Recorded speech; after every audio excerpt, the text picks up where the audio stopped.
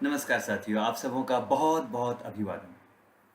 हम धन्यवाद करते हैं एक बार फिर से आपसे मुखातिब होने का हमें मौका मिला और एक बार फिर से आज के इस मनन कार्यक्रम में आपका स्वागत है। हम धन्यवाद करते हैं। साथियों, आज हम चर्चा करेंगे विश्व इतिहास की दो भयंकर समुद्री दुर्घटनाओं के बारे में और उनकी आपस में तुलनात्मक व्याख्या करेंगे। We are going to talk about two major marine tragedies of the world. संसार की दो महत्वपूर्ण समुद्री दुर्घटनाओं के बारे में। आपको याद होगा कुछ समय पहले एक फिल्म आई थी और इस फिल्म ने साथियों इसने तहलका मचा दिया था। इसको कई ऑस्कर अवार्ड मिले। ऐसा कहते हैं कि दुनिया भर के सिनेमा हॉल और पीवीआर्स ये खचाखच भर गए थे। भीड़ की भीड़ सिनेमा हॉल की ओर दौड़ी हुई चली जाती थी। इस फिल्म का नाम भी आपको बता दूं, फिल्म का नाम था टाइटैनिक। और इस टाइटैनिक के बारे में आप जानते हैं, आपने फिल्म में भी देखा होगा। यह जहाज 12 अप्रैल 1912 की मध्य रात्रि को अटलांटिक महासागर में बर्फ की शिला से टकराकर डूब गया और लगभग 1,500 से भी अधिक लोगों ने अपनी जान गंवाई। अटलांटिक महासागर के बर्फीले ठंडे पानी में बहुत सारी जिंदगियों का अंत हो गया। आपको एक बात और बता दें, इस जहाज का निर्माण इंग्लैंड में हुआ था, इंग्लैंड में। और ऐसा कहते हैं कि तकनीक के दृष्टिकोण से यह जहाज दुनिया में सर्वश्रेष्ठ था। It was best in the world as far as the technology is concerned. 48,000 ton भारी, इसकी कुछ खूबियां आपको बताता हूं। 48,000 टन भारी इस जहाज का अपना समाचार पत्र था। इसमें 4-4 लॉन टेनिस के मैदान थे। ग्रैंड पियानोज रखे हुए थे मेरे प्रियो। आगे और सुनिए, इतना ही नहीं, यात्रियों के मनोरंजन के लिए दुनिया के बेहतरीन कलाकार इस जहाज में नियुक्त किए गए थे कि जब वो बजाएं तो लोग एंजॉय करें। Such grand ship was the Titanic. नाच खाना, शराब खाना, सब कुछ था। और ये जहाज जब बना तो सारी दुनिया ने दांतों तले उंगलियां दबा ली। उनकी कल्पना से यह बाहर था कि ऐसा जहाज भी बन सकता है। It is excellent technologically. एक बात और आपको बता दूं, ऐसा कहते हैं, आपको इतिहास में नहीं मिलेगा, लेकिन जिन्होंने शोध किया है, रिसर्च किया है, वो इस बात को जानते हैं कि ऐसा कहते हैं कि इस जहाज में यात्रियों की जब बुकिंग चल रही थी, जब ये अपनी पहली यात्रा पर जाने वाला था, तो टाइटैनिक के बारे में सारी दुनिया को पता था। सो मेनी पीपल केम और उन्होंने जहाज में यात्रा के लिए अपनी बुकिंग कराई। बुकिंग जब हो रही थी तो एक महिला आई और उसने पूछा कि टिकट तो ले रही हूं मैं, है ना, मैं टिकट तो ले रही हूं, लेकिन ये जहाज डूबेगा तो नहीं, ये जहाज डूबेगा तो नहीं। लोगों ने कहा कि 1 मिनट इंतजार कीजिए, हम किसी को बुलाते हैं। और एक शख्स आया, उसका नाम था टॉमस एंड्रू। और टॉमस एंड्रू के बारे में अगर आपने फिल्म देखी है या इतिहास पढ़ा है तो आपको पता होगा, he was the designer of the ship. इस जहाज को डिजाइन करने वाला वही था। उसने उस महिला को पूछा, क्या पूछ रही थी आप? तो उसने पूछा कि ये जहाज सर डूबेगा तो नहीं? और टॉमस एंड्रू की आंखों में अहंकार आ गया और उसने कहा, क्या उसने कहा, मैं आपको बताना चाहता हूं, lady, even it God comes down from heaven. महिला, अगर स्वर्ग से ईश्वर भी उतर आए तो वो इस जहाज को डुबा नहीं सकता। उन दिनों एक कहावत चल रही थी टाइटैनिक के बारे में all over the world, and it was a saying, sinkable, unthinkable. क्या सोच सकते हैं कि डूबेगा? सोचा ही नहीं जा सकता कि ये डूबेगा। लेकिन मेरे साथियों, आप जानते हैं कि इस अहंकार का दर्दनाक अंत हुआ और वो जहाज डूब गया। भजन संहिता 75 और उसका 5, उसमें बाइबल इस प्रकार से कहती है, अपना सींग बहुत ऊंचा मत करो। अपना सींग बहुत ऊंचा मत करो। Word of God is talking here about the pride. अपना सींग बहुत ऊंचा मत करो और न सिर उठाकर ढिठाई की बातें बोलो। और न सिर उठाकर ढिठाई की बातें बोलो। जी हाँ मेरे साथियों, परमेश्वर या प्रभु अहंकार या घमंड को पसंद नहीं करता है।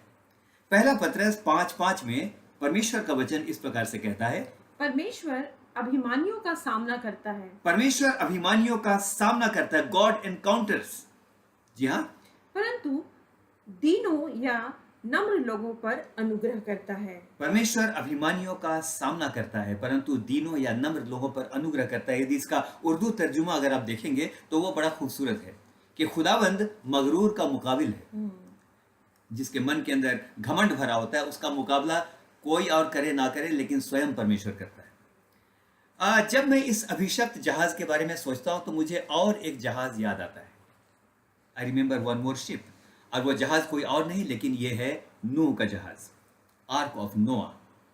इसका वर्णन हमें बाइबल की पहली पुस्तक उत्पत्ति और उसके 6वें और 7वें अध्याय के अंदर मिलता है। इन अध्यायों में जल प्रलय का वर्णन है, जिसके द्वारा पृथ्वी के सब प्राणी नष्ट हो गए थे। आपको एक बात और बताते चले कि यह कोई कपोल कल्पना नहीं है। जल प्रलय एक वैश्विक घटना थी। It was the global event सारे संसार के अंदर, और शायद यही वजह है कि संसार के लगभग सारे भूभागों में, सभी साहित्यों के अंदर और करीब करीब सभी धर्मों के अंदर, ऑलमोस्ट मैं इस समय कहूंगा, जल प्रलय का वर्णन मिलता है। सो ये सिर्फ बाइबल की घटना नहीं है, ये एक वैश्विक घटना थी। और इस समय आपको बताऊं कि सुनिएगा, टाइटैनिक और नूह के जहाज में बड़ा अंतर है। इस समय सुनिएगा, टाइटैनिक और नूह के जहाज में बड़ा अंतर है। टाइटैनिक का डिजाइनर टॉमस एंड्रू कहता है, खुदा भी उतर आए, even if God comes down, ये जहाज डूबेगा नहीं। लेकिन विनम्र और धर्मी नूह इस प्रकार से कहता है, ऐसी अगाध जलराशि में मेरे जहाज को सिर्फ खुदा ही चला सकता है। मैं तो कमजोर हूं, मेरी बाहों में वो ताकत नहीं है कि इस जल प्रलय का सामना कर सके, लेकिन मेरे जहाज को अगर कोई चलाएगा तो वो परमेश्वर ही चलाएगा। क्या ऐसी नम्रता आज हम अपने मन के अंदर उत्पन्न कर सकते हैं? यदि ऐसी नम्रता आ जाए तो आज के दिन कहना चाहता हूं, God is going to bless you. अंतिम बात इस समय आपको बताना चाहूंगा मेरे प्रियो दोस्तों, ऐसा नहीं था कि टाइटैनिक को हिमशैल या आइसबर्ग की सूचना नहीं थी, उसको पता था। टाइटैनिक के पास बहुत सारे अन्य जहाजों से भी चेतावनी आई थी। दूसरे जहाज जो आसपास में थे, उन्होंने टाइटैनिक को सूचना भेजी कि आसपास में हिमशैल हैं, आइसबर्ग हैं, संभल करके चलिए। और जर्मनी के एक जहाज ने, जो कि कुछ ही दूरी पर था, उसने एक संदेश ये भेजा कि एक बहुत बड़ा बर्फ का पहाड़ वो तैरता हुआ आ रहा है, टाइटैनिक को अलर्ट होना चाहिए। लेकिन इस समय आपको जानना चाहिए, टाइटैनिक के कप्तान एडवर्ड स्मिथ और उनकी नौचालन टीम ने उनके संदेश की उपेक्षा की। उन्होंने सोचा, हम महान टाइटैनिक हैं, we are the great Titanic, हमको सिखाएंगे, ये हमको क्या सिखाएंगे। और मित्र, अहंकार और चेतावनियों की उपेक्षा के कारण टाइटैनिक का पतन हुआ। और आज अपने अपने जीवनों के अंदर भी आज हम ये पाठ सीख सकते हैं कि अहंकार और चेतावनियों की उपेक्षा करने पर हमारे जीवनों के अंदर पतन आता है। वचन कहता है, परमेश्वर का वचन कहता है, नम्रता और आज्ञाकारिता से कल्याण आता है और उन्नति होती है। याकूब और उसके 4 और 4 में वचन इस प्रकार से कहता है, प्रभु के सामने दीन बनो तो वह तुम्हें शिरोमणि बनाएगा। प्रभु के सामने दीन बनो तो वो तुम्हें शिरोमणि बनाएगा। हम धन्यवाद करते हैं आज के इस अच्छे समय के लिए। कहाँ टाइटैनिक और कहाँ नूह का जहाज, आज दोनों की व्याख्याएं हमने देखी। और आज के दिन मैं कहना चाहूंगा, विकल्प हमारा है, हम किसे चुनते हैं, हमारा विकल्प क्या है। आज के दिन हाथों को उठा करके कहें, प्यारे प्रभु जी, मैं नम्रता का चुनाव करता हूँ, मैं नम्रता को अपने विकल्प के रूप में आज इस समय जबकि मैं इस संदेश को सुन रहा हूँ ग्रहण करता हूँ। और आज के दिन कहना चाहता हूँ, मेरी इच्छा नहीं लेकिन तेरी इच्छा पूरी हो। आमीन। मेरी इच्छा नहीं लेकिन तेरी इच्छा पूरी हो। अपने जीवन को मैं आपके हाथों में सौंपता हूँ, उसी प्रकार से जिस प्रकार से नूह ने अपने उस जहाज को परमेश्वर के हाथों में सौंप दिया था। तेरी इच्छा पूरी हो जाए, हाथों में तेरे जीवन है ये।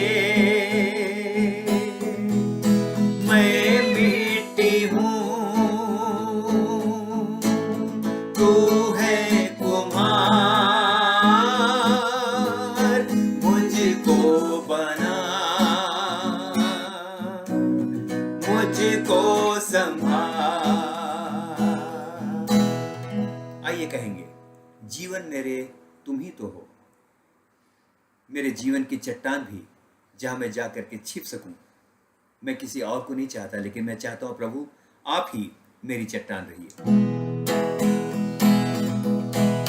जीवन मेरे तुम ही तो हो, साथी मेरे तुम ही तो हो, मेरा आधार, मेरी चट्टान तुम ही तो थे, तुम ही रहो। प्रार्थना के साथ कहेंगे, तेरी इच्छा, not my will but your will, पूरी हो जाए हाथों में तेरे। जीवन है ये, आई एम नथिंग, मैं मिट्टी हूँ, तू है कुम्हार, मुझको बना, मुझको संभाल। आप सबों का बहुत बहुत धन्यवाद। अब हम विदा लेते हैं और फिर अगले कार्यक्रम में भेंट होगी। तब तक के लिए आज्ञा दीजिए। नमस्कार। नमस्कार।